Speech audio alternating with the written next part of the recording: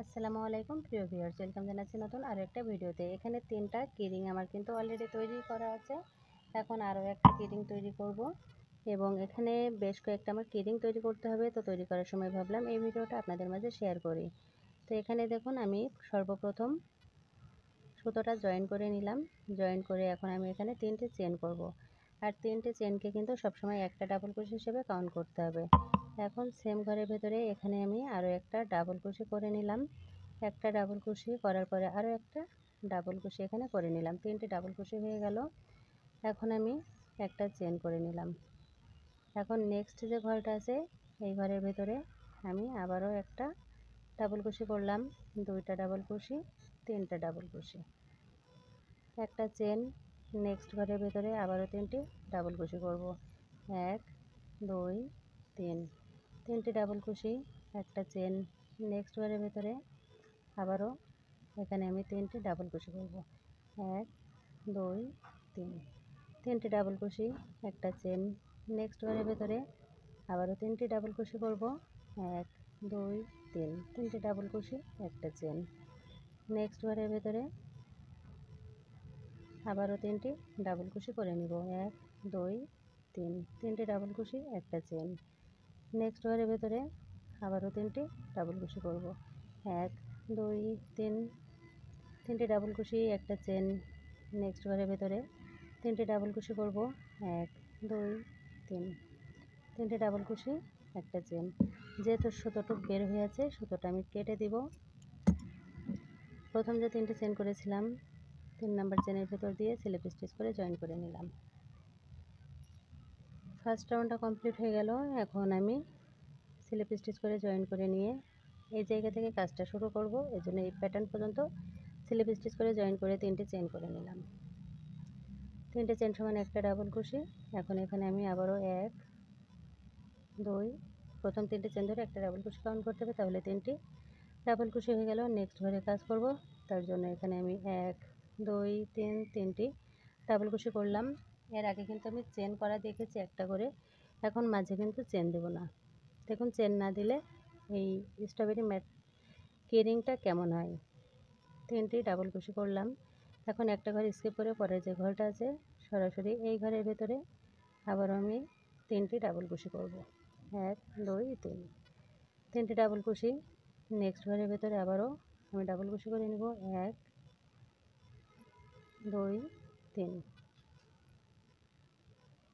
1 2, এই ঘরের ভেতরে আমি আবারও ডাবল ক্রোশে করে নিচ্ছি। 1 2 3, 3টে ডাবল ক্রোশে করে একটা ঘর স্কিপ করে সরাসরি এখানে জয়েন করে নেব। প্রথম যে 3টে চেন করেছিলাম সেই 3 নাম্বার চেনের ভেতর দিয়ে এখানে স্লিপ স্টিচ করে জয়েন করে নিয়ে এখন আমি এখানে ফার্স্ট ঘরে একটা স্লিপ স্টিচ, সেকেন্ড ঘরে একটা স্লিপ স্টিচ, থার্ড ঘরে একটা স্লিপ স্টিচ করে আবারও 3টে চেন করে নেব। তো এই পর্যন্ত দেখুন রাউন্ডটা দেখতে ঠিক এরকম হয়েছে। তো এই ঘরের ভেতরে এখন আমি 1 2 3, 3টে ডাবল ক্রোশে করলাম, একটা চেন করব। এখন নেক্সট ঘরের ভেতরে 3টে ডাবল ক্রোশে করব। 1 2 3, 3টে ডাবল ক্রোশে, একটা চেন।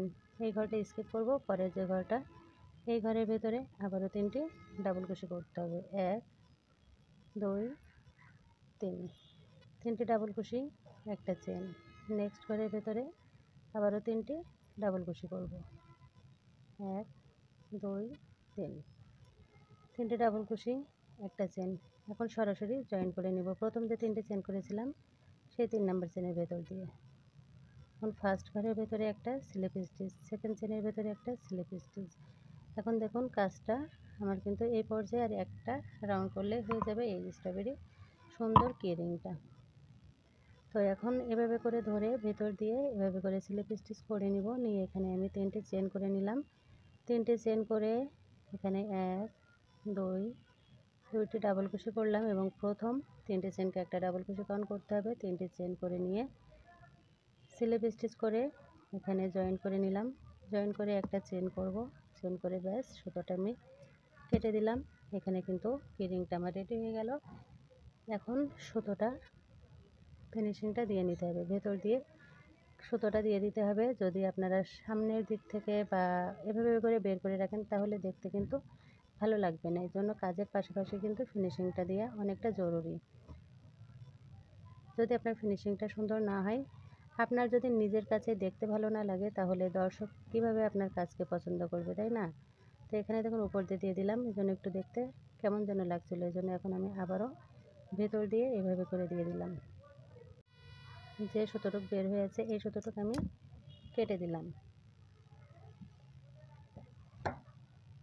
এখন আমি উপরের অংশটা করব।